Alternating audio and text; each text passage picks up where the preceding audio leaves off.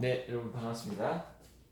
지난주에 이어서 5주째 강의 우리 전류와 전기 저항에 대해서 계속 알아보도록 하겠습니다.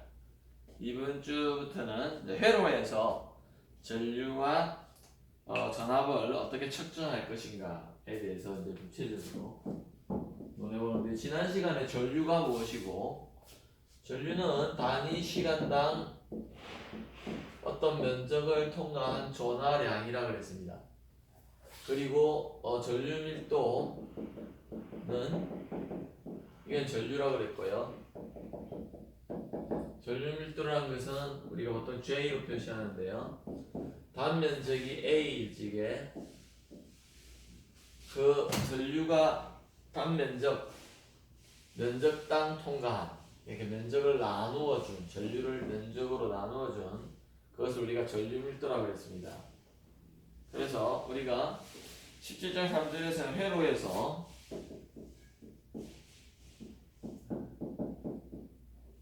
전류와 전압을 어떻게 측정하는가.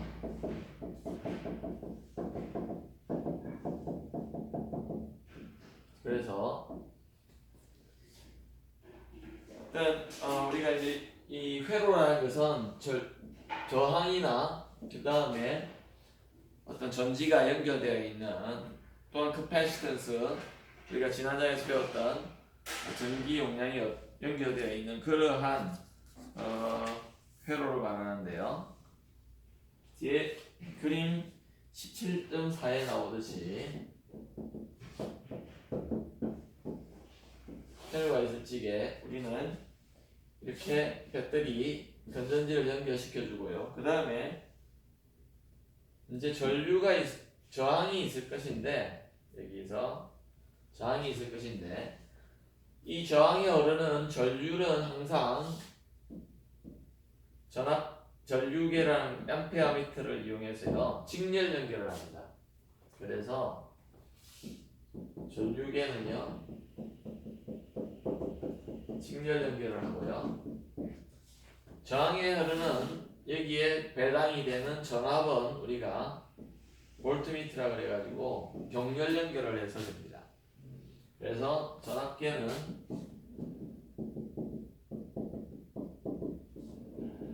병렬 연결을 한다. 그 다음에 특징은요, 전압계는 저항이 굉장히 크다.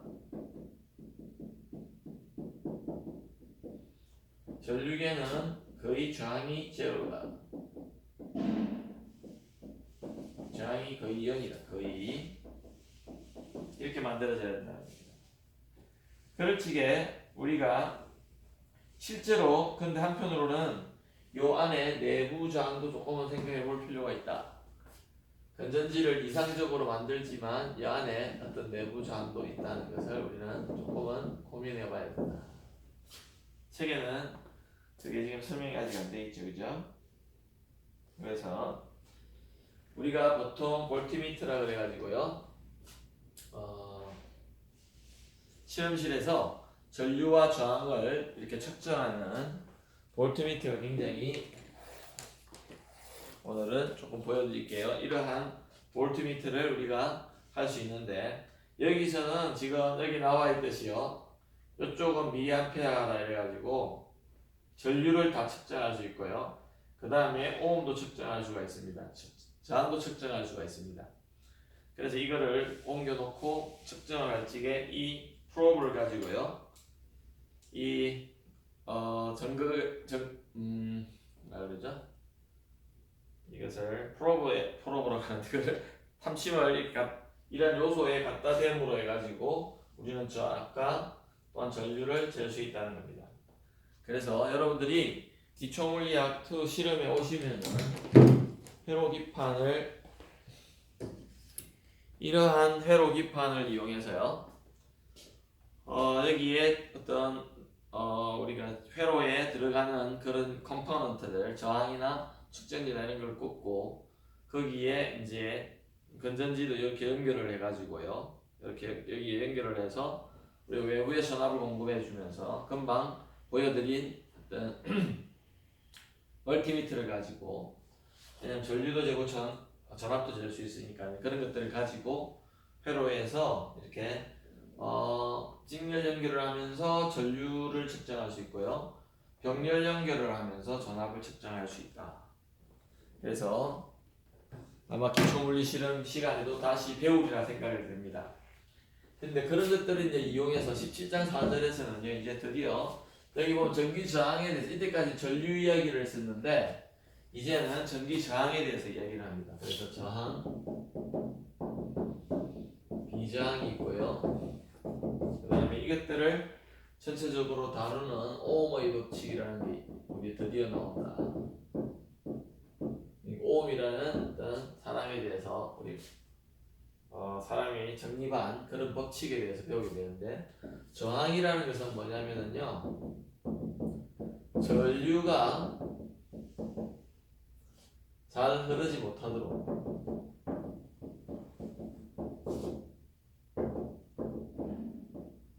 어떤 방해하는 요소, 방해하는 정기적인 요소다. 예를 들어서 이러한 펜, 매직 마크 펜도 저항이 될 수 있는데 저항이 굉장히 크죠. 전류가 잘 흐르지 않는다. 그래서 우리가 저항을 첫 번째 글자 이 영어로 resistance라고 합니다. 그래서 R로 표시합니다. R로 표시하는데요. 예를 들어서 어떤 도체의 양단에 델타 V가 이렇게, 도체도 어쨌든 전류가 잘 흐르지만 저항은 있습니다. 저항이 없는 물질을 우리가 초전도체라고 또는 초전도체라고 그러는데요. 아주 도체 중에서도 엄청난 도체. 근데 다른 형태의 이제 완전 도체도 있습니다. 그런 아주 예외적인 환경이나 물질들은 저항이 없지만은 보통은 이 저항이 도체라 하더라도 저항이 있습니다. 그때 이때 이 R이 있어지게요. 여기에 흐르는 이 전류는 어떻게 돼? 이때 이러한 델타 V라는 전압이 주어졌을 적에 이때 I가 R분의 델타 V라는 이러한 식이 오음의 법칙입니다. 그래서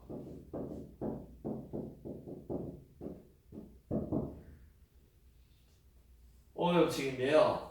그때 이 회로에 흐르는 전류는 걸어준 이 전압의 차이에 비례하고요. 저항에 반비례한다. 저항의 크기에 반비례한다는 법칙입니다. 책에는 거꾸로가 아니라 이렇게 교환을 해서 R은 또 한편으로는 I분의, 왜냐하면 지금 저항에 대해서 하다 보니까 얼마나 전류가 잘 흐르지 않는 정도, 그래서 이게 전류가 분모해가 있습니다. 분모해. 그래서 R이라는 것은 내가 델타 V를 걸어줬을 적에 그때 흐르는 전류를 나눠준 것이다. 나눠준 것. 그때 여기 저항의 크기를 우리가 이 R이라고 그러는데요. 그래서 우리가 보통 오음의 법칙은 델타 V는 IR이라고 그러죠. 그래서 이게 오음의 법칙이다. 이게 오음의 법칙. 그래서 오음의 법칙을 설명할 때 주로 이 식을 가지고 설명을 많이 합니다. 근데 그 저항이 흐르는 전류는 걸어준 전압에 비례하고 그 저항의 크기에 반비례한다. 이렇게 표현하죠. 그래서 우리가 그 다음에요. 우리가 이제 그래프를 그려놓은 게 있는데요. 책에 그림 17-7을 보니까 7을 한번 보시면요. 우리가 이때 X축을 델타 V로 잡았고요. Y축을 I로 잡았다. 그렇다고 할 적에 우리가 이 실험을 할 적에 아까 전에 멀티미터를 보여드렸는데 외부에서 전압을 바꿔주면서 전압을 이렇게 변화시키면서 전류를 계속 측정했을 적에 아마 대부분의 저항은 이러한 1차 함수, 원점을 지나는 1차 함수의 그래프를 그릴 건데, 그때 이 기울기라는 것이 우리가 그러니까 실험을 하면은 10V, 20V 이렇게 그려주면은 전류가 몇 암페어 나올 거 아니에요? 그러면 이렇게 점을 찍어줘서 보니까 일직선이 나오는데 그 기울기가 뭘 뜻하느냐? 이 식을 보면 y는 ax 그래프를 본다면 기울기가 r분의 1이 되겠다, 그죠?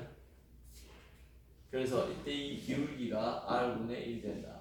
r분의 1. 우리가 그러면 얼마나 저항을 걸어줬는가를 이러한 실험을 통해서 여기 오음의 법칙의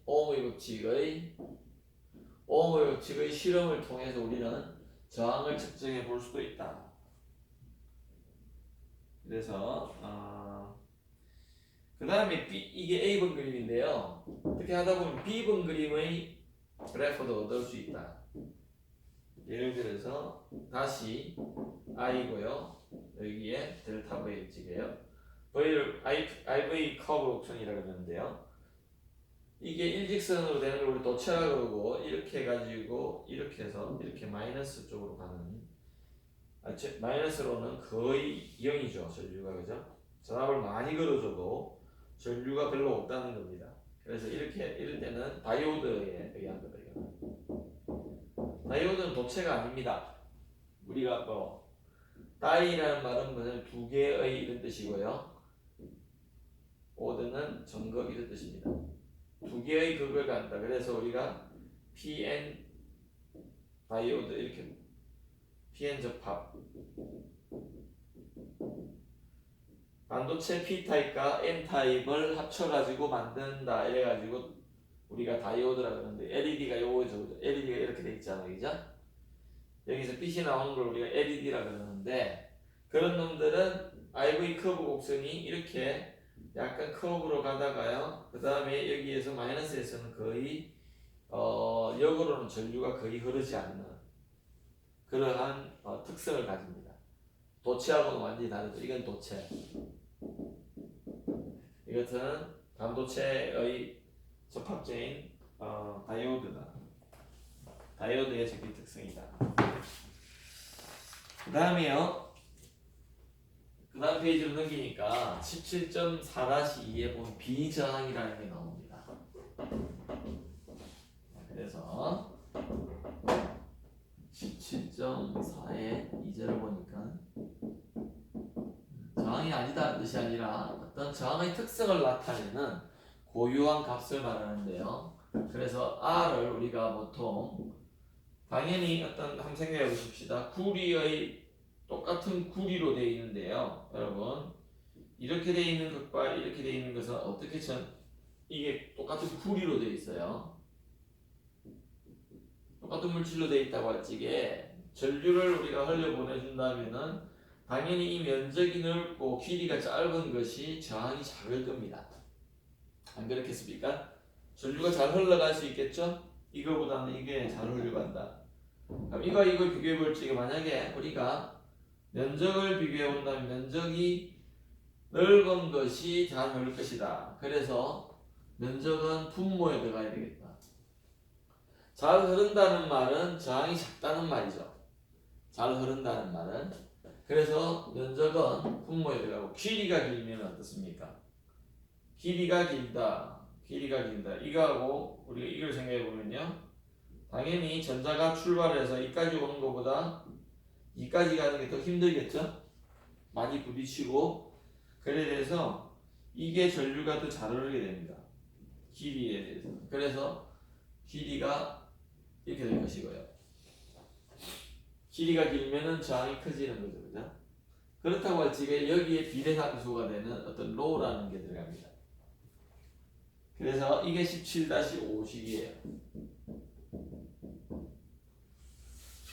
페이지 440페이지를 하고 있습니다. 자, 그럴 적에 우리가 특별히 이 로를 비저항이라고 합니다. 자, 이 비저항이라는 것은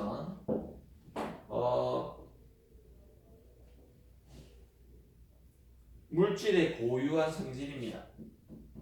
물론 온도에 따라서 변할 수가 있는데요.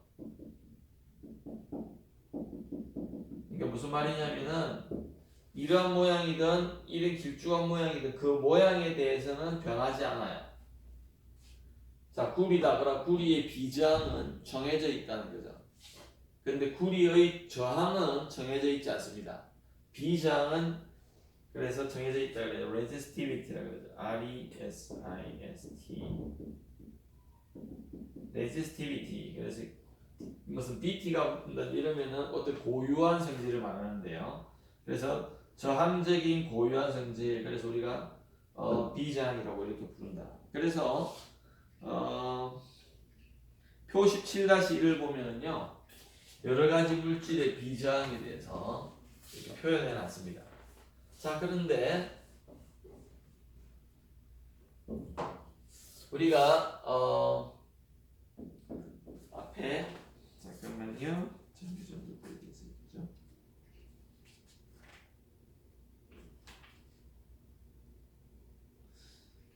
우리가 미시적으로 볼 적에 앞에서 미시적인 오음의 법칙을 설명하면서 J는 시그마 E라고 이렇게 표현한 적이 있습니다. 그때 이게 전류 밀도이고요. 어떤 미시적인 영역에서의 전류 밀도고, 이게 그 미시적인 영역에서 걸린 어떤 전기장이라고 합니다. 그때 이 시그마를 뭐라 그랬죠? 앞에 430 몇 페이지에 나오나요?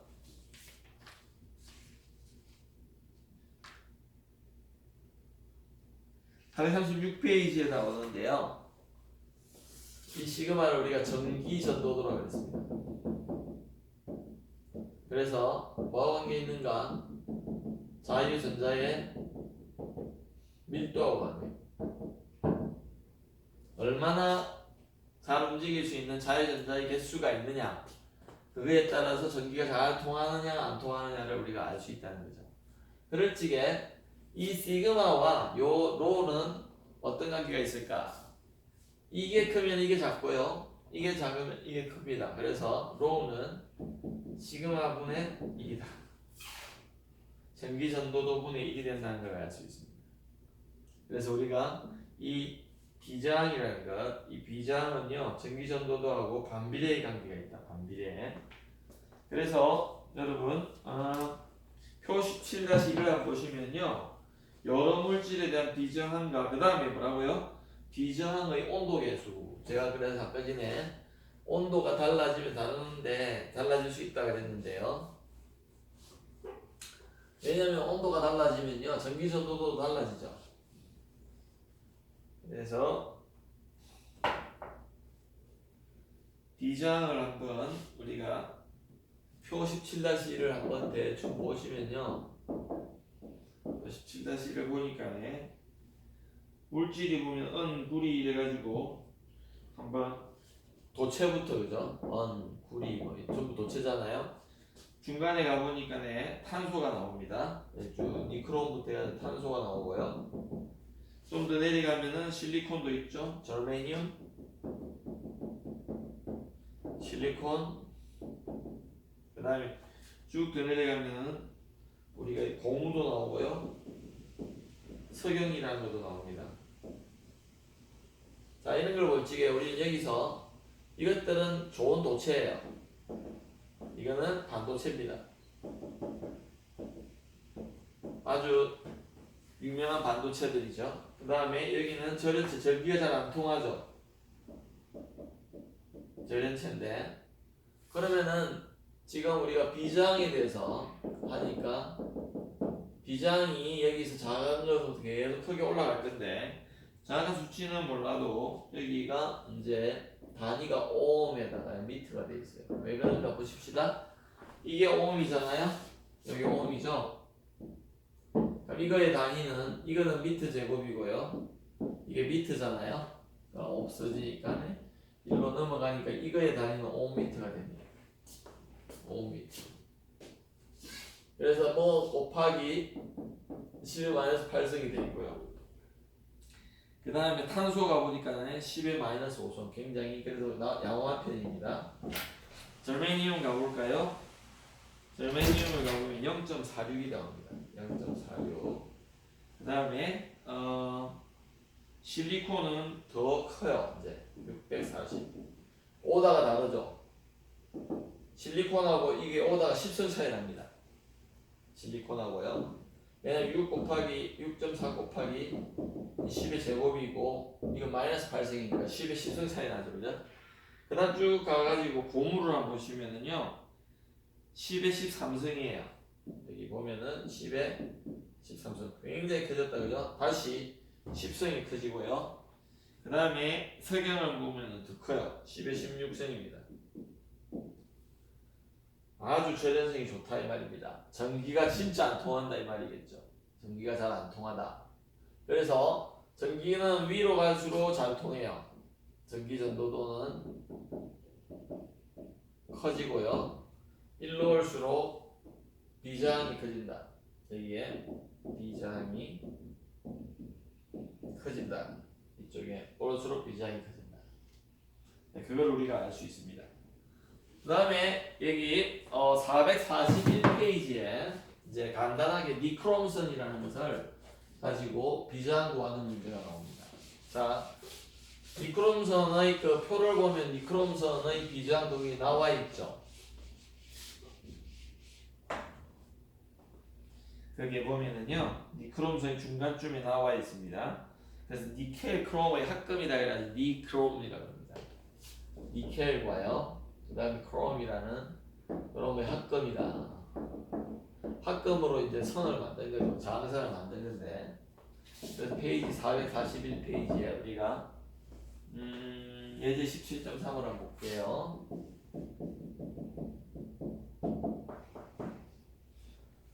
예제 17.3을 보면은요.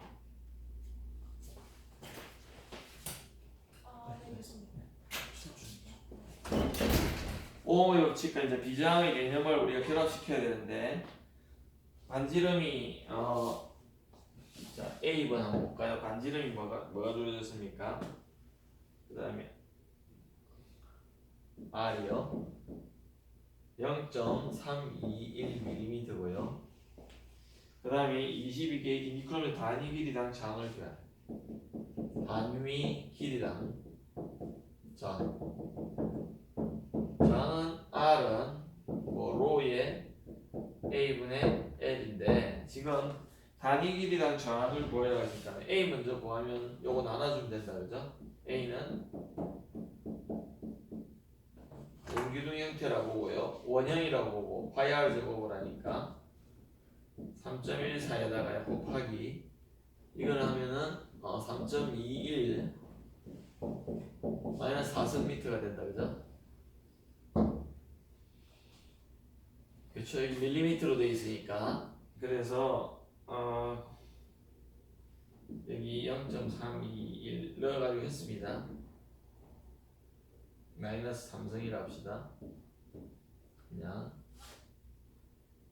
계산하니까요 3.24 곱하기요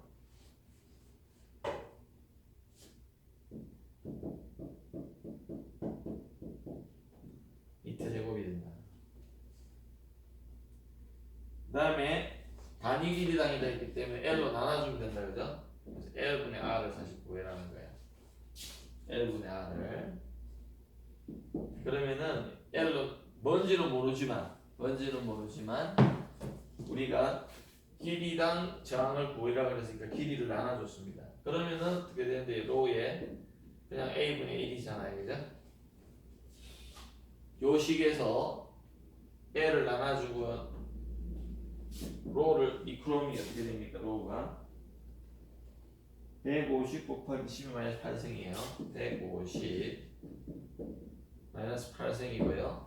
A분의 1은 그러니까 이걸 분모에 넣어주면 된다, 그죠? 곱하기 10의 마이너스 7승분의 1. 그러면 어떻게 되죠? 10 마이너스 1승 되고요. 3.24가 이제 한 50, 40 몇 대니까네 마이너스 1승이 있다, 그죠? 그래서 이거 없어지고요. 마이너스 1승 될 거니까 4.몇 오hm 미터 되겠네요. 4.6의 오음의 퍼 미터. 단위는 오hm 퍼 미터가 된다. 당연하다. 왜? 이게 오음이 단위고요. 이게 미터의 단위잖아요. 그러니까 오hm 미터의 단위입니다. 그 다음에 B번 한번 구해볼까요? B번은요 길이가 1m인 이거는 전위차가 10V면은 길이가 1m예요. 델타 V가요 10V래요. 맞습니까? 이때 I가 어떻게 되느냐는 거죠. I가 어떻게 되느냐. 자, 우리는 그러면은 델타 V가 주어져 있고 I를 알려면은 I는 이 공식을 이용하고 싶다. 오음의 법칙을. 그럴 적에 지금 델타 V는 주어져 있는데 R은 아직 안 주어졌는데 아까 전에 L분의 R을 구했습니다. 그래서 L분의 R이 이거였기 때문에 요 5m를 곱해주면은 R은 지금 L분의 R 곱하기 L 하니까는 이게 4.65ohm이었죠. 퍼미터였는데 곱하기 1m라고 그랬죠. 이게 없어지니까 답은 4.65ohm이에요. 그래서 그것을 여기에 대입을 합니다. 다시 설명할게요. 지금 L이 주어져 있고요. 델타 V가 주어져 있을 적에 I를 구하는 거야. 그러면은 우리가 아는 공식은 요 공식밖에 없잖아요. 오음의 법칙. 근데 델타 V는 주어져 있으니까 요것만 주어진다면은 우리는 이것을 구할 수가 있다. I를. 그래서 이거를 구하기 위해서 앞에서 A번에서 구했던 그것을 이용하니까는 R이 4.65ohm이 나오더라는 겁니다. 그러니까 여기에 4.6을 넣고요. 10V를 넣으니까 답은 2. 얼마 나올까요? 그쵸?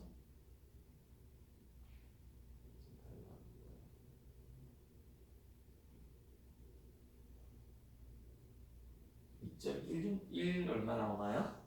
예, 2.2A 정도 나옵니다. 2.2A 나오죠? 10 나누기 4.26을 하니까. 그 다음에 C번이 뭐냐면요. 이 도선을 녹여서 이제 이 도선을 길이 1m짜리 반지름이 이런 놈을 녹여가지고요. 녹여서 다시 다른 모양으로 만드는 겁니다. 원래의 길이 2배로 늘렸대요. 원래의 길이.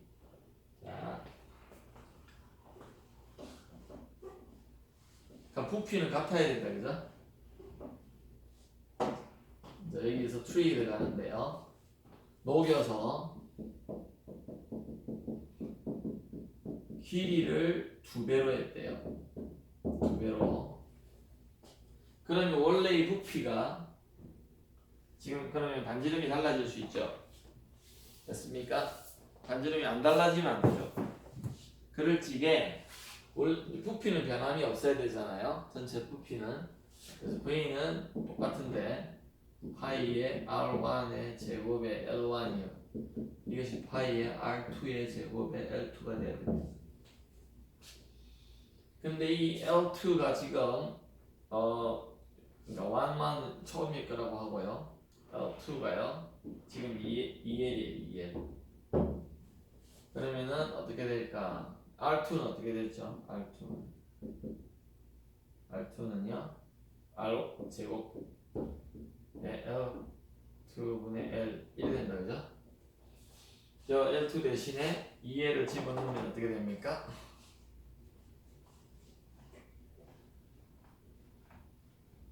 근데 어쨌든 제곱을 해야 되니까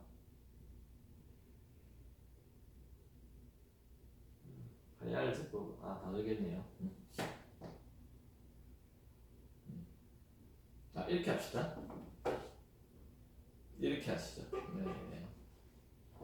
지금 우리가 알고자 하는 파이 R2의 제곱이죠. 왜냐면 나중에 여기 A를 알아야 되니까요. 그럴 적에 이것은 요 식으로부터요. 요 식으로부터 파이의 R1의 제곱 파이 R 제곱 여기서 했던 파이 R 제곱 곱하기 L2분의 L 되죠. 그러니까 요게 지금 2L이 되잖아요. 그래서 이게 2L이 되니까 이게 어떻게 되냐면은 2분의 L이 없어지고요. 여기 2L이 되면 2L이 없어지고 2분의 파이 R 제곱이 돼요. 뭐가요? 새로운 A의 프라임이라고 해요. A2라고 합시다. 지금 원래 이렇게 돼 있는 거를요, 맞습니까? 이렇게 돼 있는 거를 녹여 가지고요, 뭔가 모르지만 이렇게 두 배로 만든 거잖아요. 이렇게 돼 있는 거를 녹여서 요 길이가 두 배로 만들었어요. 그러면은 요 면적은 달라져야 되죠. 그 면적이 이렇게 된다고요. 면적이. 그럴 적에 C분이 뭐였죠? 그렇게 될 적에 지우면 안 되겠네요. 써먹어야 되니까 C분이 그때의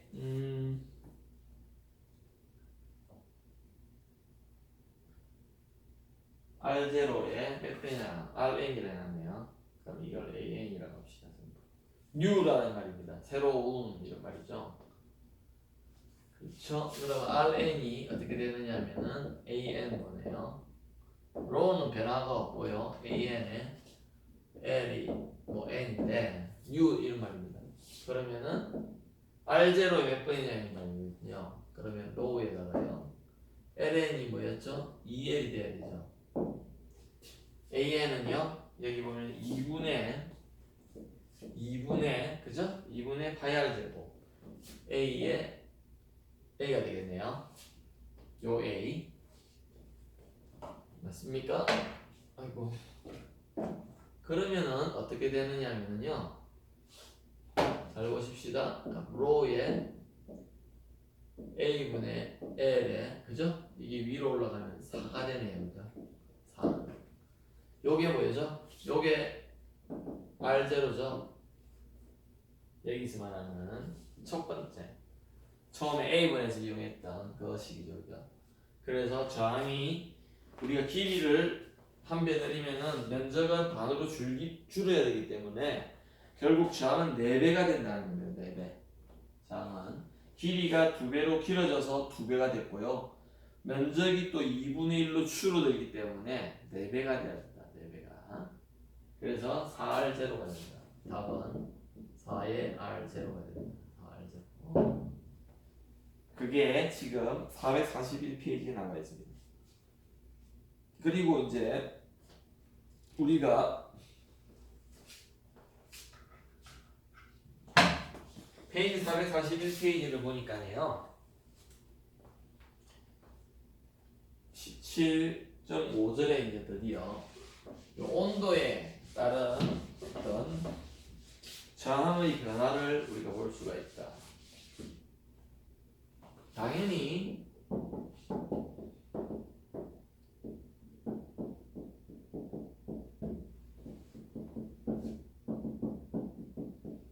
저항의 변화가 있는데요. 이 저항이라는 것이 우리가 아까 전에 로우 A분의 A라고 해가지고 이렇게 돼 있는데 온도를 변화시키면 이것도 변화되고 이것도 변화가 됩니다. 온도를 높여주면 당연히 길이는 늘어나죠. 왜냐면 그 분자 운동이 활발해지기 때문에요. 늘어나니까 어떻게 돼야 돼요? 금방 C번에서 봤듯이 부피는 일정해야 되니까 늘어나는 만큼 면적은 줄어듭니다. 그래서 온도가 올라가면은 얘는 줄어들 확률이 높고요. 얘는 늘어나니까 R 자체는 커질 겁니다. 그리고 뿐만이 아니라 그 안에서 격자에 의해서 있잖아요. 격자가 진동을 하게 되죠. 그럼 전자가 지나가는데 많이 부딪히겠죠.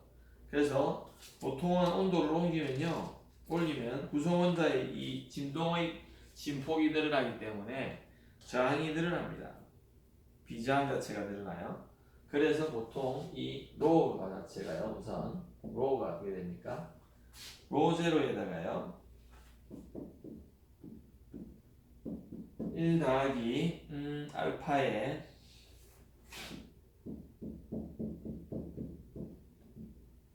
그래서 이 로우 제로는 t = t0일 적에 잘 보십시다. t가 t0가 되면 요거 0이 되죠? 그때의 비자입니다. 그러니까 t 보통은 뭐 상온이 되겠다 그죠?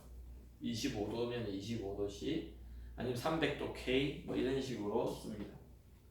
그래서 우리가 이거는 알파를 이제 중요한 것이 요 알파를 비저항, 여기 지금 비저항이잖아요.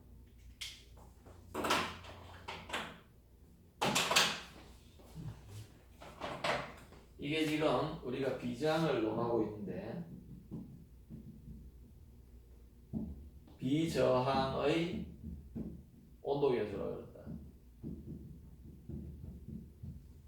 이 말은 뭐냐면요, T가 1도 K 올라갈 때마다 알파만큼 변하잖아요. 원래의 로제로의 알파배만큼 변할 겁니다. 알파배만큼. 그래서 그것을 우리가 1도 올라갈 적에 비저항의 어떤 전가율이라고 볼 수가 있겠죠. 그죠? 비저항의 전가율이다.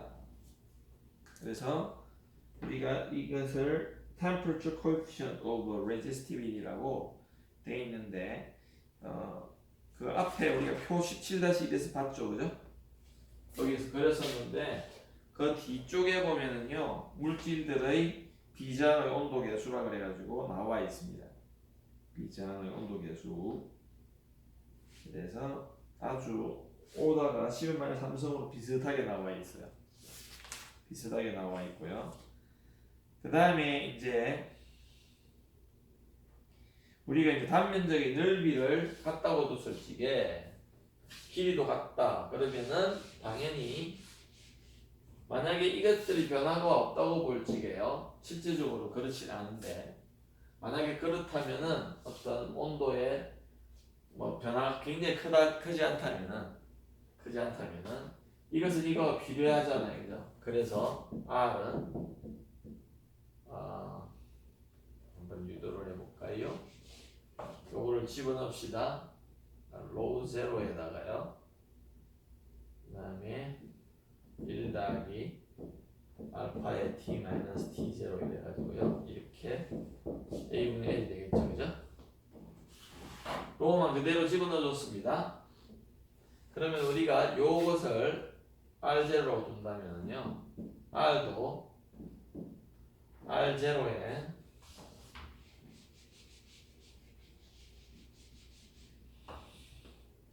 R0에 1 더하기 알파의 t 마이너스 t0가 될 겁니다. 그래서 그것이 17.7씩입니다. 그래서 우리가 이거를 어디에 써먹느냐면요, 이 저항을 정확하게 측정함으로 해서 온도에 대한 정보를 얻을 수가 있습니다. 자, 제가 무슨 말이냐면 이것도 정확히 알아요. 그런데 그것의 저항이 우리가 멀티미터로 요즘 굉장히 정확히 잴 수 있잖아요. 이거를 정확히 쟀을 적에 이거를 안다면은 요 알파라는 물질의 부유한 성질이니까요. 이거를 안다면 요거를 정확하게 측정할 수 있죠. 그래서 온도계로 우리가 쓸 수 있다는 겁니다. 이 저항을 이용해서 온도 몇 도인가를 우리가 정확히 알 수 있는 거죠. 이거를 알고요, 요거를 정확히 안다면은 이거는 정해져 있죠. 이거 뭐 300도 K라고 정해져 있다고 할 적에 그러면 이거를 정확히 잴 수가 있죠. 어떻게 해요? 이거를 정확히 측정함으로 해서. 맞습니까? 그래서 온도계가 뭐로 만들어졌느냐 그걸 생각해 가지고 우리는 이것들을 정확하게 측정할 수가 있다. 그래서 여러분들이 지금 오늘 우리가 드디어 이제 지난 시간에 전류에 대해서 배웠고요. 오늘은 전기 저항에 대해서 이렇게 배웠습니다. 그래서 오음의 법칙에 대해서 중요한 오음의 법칙에 대해서도 배우고요. 델타 V는 IR이다. 또는 I는 R분의 델타 V다. 이래가지고 그런 것을 배웠고요. 그 다음에 우리가 저항이 구체적으로 어떻게 주어지느냐, 또한 비저항이 무엇인가 이런 것들에 대해서도 배웠고요. 그래서 우리가 그런 것들이 다음 시간에 배울 전기 에너지와 전력과 이렇게 연결이 될 것 같습니다. 그래서 드디어 이제 전기적인 에너지까지 하게 되고요. 그다음 초전도체라든지 뒤 간단한 응용을 마치면은 2장을 마치게 되는데, 여러분들이 지금 우리가 15장부터 시작을 해서 16장, 17장을 하는데 아직까지 과제물을 많이 안 된 분들이 많아요. 그래서 여러분들이 그거를 꼭 좀 제출해 주시고요. 반복해서 잘 들어주시길 바랍니다. 네, 다음 시간 또 뵙도록 하겠습니다. 수고하셨습니다.